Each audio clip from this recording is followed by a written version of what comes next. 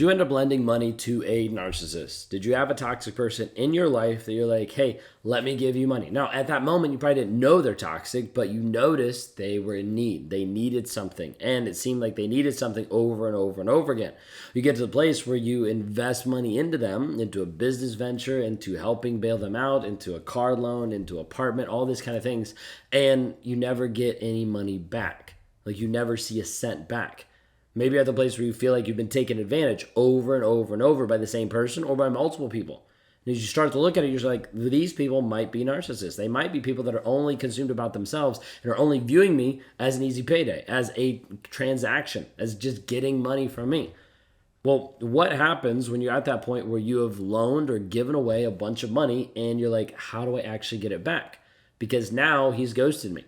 Now he's blocked me. Now he's actually saying, I'll give it to you, but it actually hasn't transpired. Like we don't actually see the money come back. This is a common question that people struggle with. And you might be in the same place where you've invested or given away hundreds or thousands of dollars to this other person and you haven't seen a dime back. If you guys are new here, my name is Ben Taylor. I'm a self-aware narcissist on this channel to provide awareness, growth, healing, change, and development.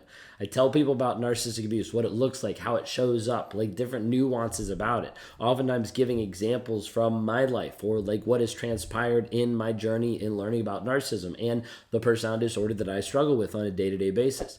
I try to help people break free. Like if you're at the place where you feel like you're stuck in a trauma bond, you're like, wait a second, I know I don't want to be with this person, but I still feel drawn to them. I still keep ruminating. That's exactly what we work on eradicating when you work with raw motivations. Like when you partner with us, we try to help you rewire the story that you're believing to be able to get free.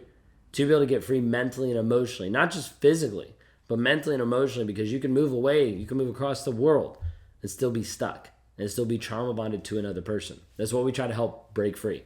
You can talk to me one-on-one. You go to rawmotivations.com. Would love to partner with you. Would love to help you actually move forward from a place of confusion to a place of clarity. When we're talking about this aspect of money, a huge aspect about narcissism is controlled about image and about money.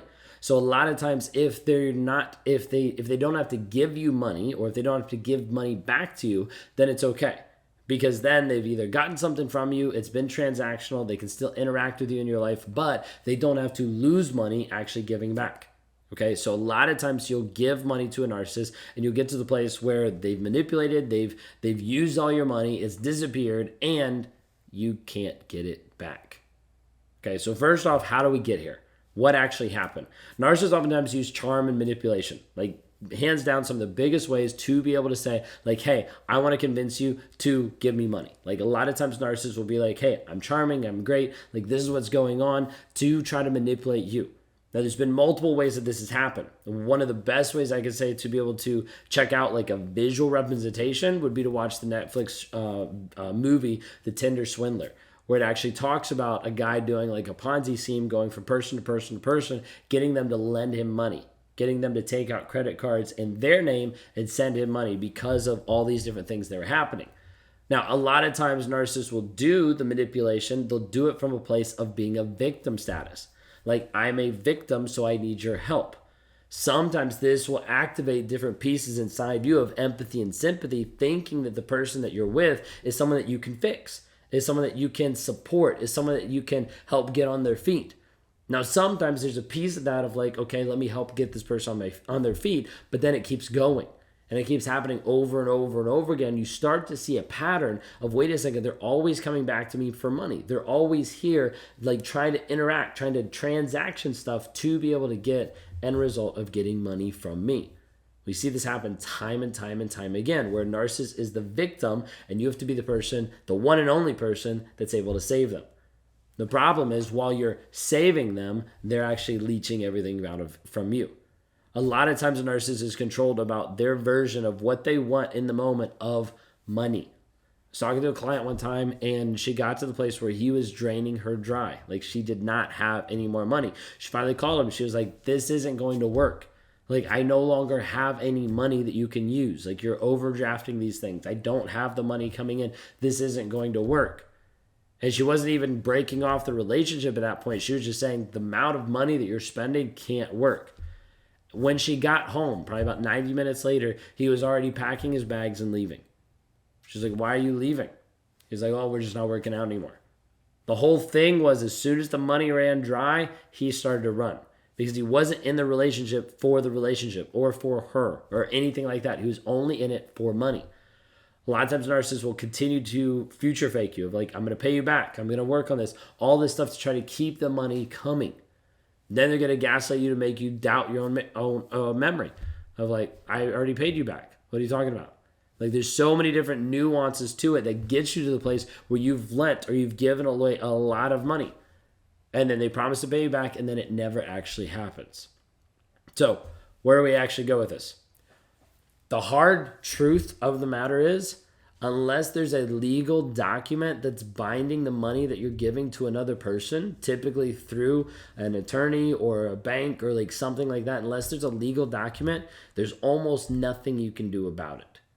Now, I don't say this to just give you no hope, but if anything, to warn you about what could happen in the future. Because a lot of times, so what happened in the Tinder swindler is these people went and they're like, hey, this person should be in jail because he stole money from us. But technically, how he manipulated the people was they took out their credit card and then they willingly gave him money. So as a result, there wasn't anything legally that they could actually do in the moment because it was under their name. This is the hard part about when you're working with a toxic person and giving a person money and they're not willing to actually pay you back. Is unless there's a legal ramification of where you could say, hey, legally, this is what happened. This person owes me money and you can take them to court. A lot of times you won't get it back. We see this time and time again inside co-parenting or parallel parenting relationships where the narcissist is supposed to pay child support. They'll never pay child support. A lot of times we do not see narcissists even come through paying child support unless it's through the court system. Even when it's with the court system, sometimes it has to get to the place where the court actually garnishes their wages. Otherwise, a lot of times it will not happen.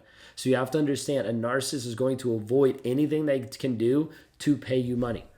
Okay, so you might have to take it to a small claims court. Like if the amount owed is under a certain limit, you can go to small claims, you can kind of talk through some stuff, you can collect evidence of having like a loan agreement of the narcissist's refusal to pay it back. If there's like a way to be able to track it, you can talk to an attorney, what might actually work, what might not work. There's different pieces. You can talk to an attorney or lawyer to get legal advice on this. Okay, now something like this that might be able to work would be having some sort of written agreement, with a narcissist that they're going to pay you back by a certain date. After multiple reminders, they refuse to pay, then you can contact and give evidence, small claims, and try to file a case. But a lot of times, if you don't have something that's actually tracking it, that's actually holding them accountable, then a lot of times nothing will happen. So you have to be able to understand when you give money away, when you loan money out, when you invest in a narcissist, anything like this, a lot of times you're not going to get it back. That's just the cold, hard reality. And I'm not saying you're not going to get it back because you loaned it. I'm just saying you're not going to get it back because they didn't view it as being yours to begin with. Everything was theirs. The entitlement, the sense of superiority of like everything is mine. I'm entitled to everything you have. We see this. The reason why I brought up the aspect of child support is because you need to understand if they're not going to pay money for a child that they helped create, they're not going to pay money for you when you just lent them money. Like there's nothing there that's actually pulling at their heartstrings to bring them to a place of actually wanting to do this. So as you move forward, you need to understand, unless, I guess one other thing I would say is like the legal option is like going to be one of your best options. The other option is actually bringing in other people into it that sometimes can actually leverage a little bit of like, hey, like I know you want to look a certain way in front of other people, but like unless I start getting my money back, like I'm going to need to talk to like the rest of your family. I'm going to need to talk to some of your friends. I'm going to talk to your boss because like this isn't working out. You've agreed to do this. You haven't done this. Therefore, you're not a man of your word. So we need to actually take this to the next level. So sometimes you can do this. You have to do that in a very safe environment. You have to be careful. And a lot of times I'd want you to talk to someone, whether it's me or another coach or anything like that, on how to navigate that because otherwise you can get really dicey. So just please be careful with that. Okay.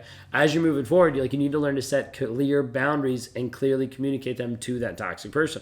This is what I expect. This is what I need. This needs to happen.